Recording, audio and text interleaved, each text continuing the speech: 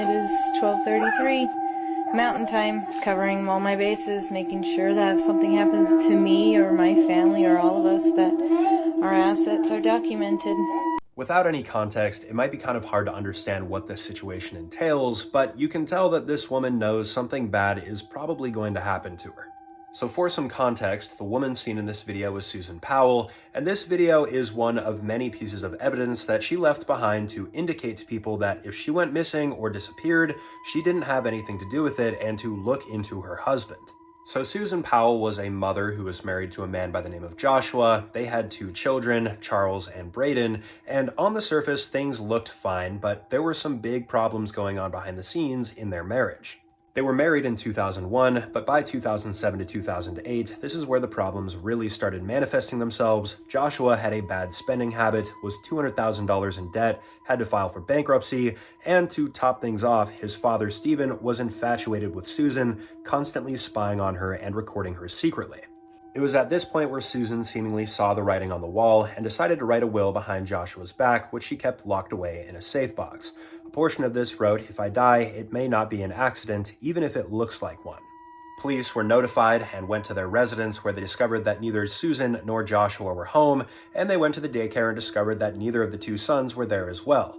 However, Joshua would come back later in the day at 5 p.m. with his sons, not with Susan, and stated that he went out camping with them in the middle of the night.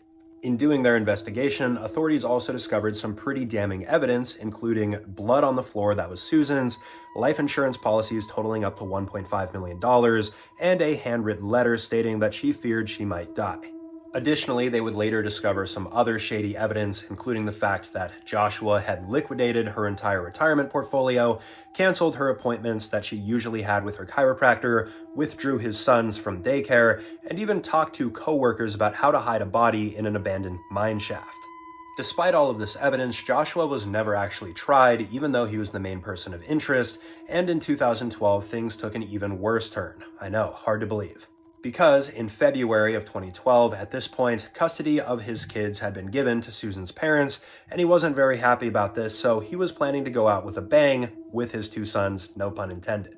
On this fateful day of February 5th, a social worker went over to monitor the visit between Joshua and his sons.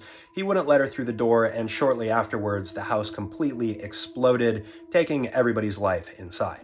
All the evidence here very much pointed to the fact that this was deliberate, seeing as Joshua had willed all of his money to his brother, taken $7,000 out of his bank account, and donated all of his children's toys to charities. Still to this day, the remains of Susan Powell have yet to be found. There are also a lot of other details that I had to leave out in this, so if you want to do research, viewer discretion is advised. As always, let me know what you guys think about the case in the comments below, and I'll see you guys in the next video. Peace out.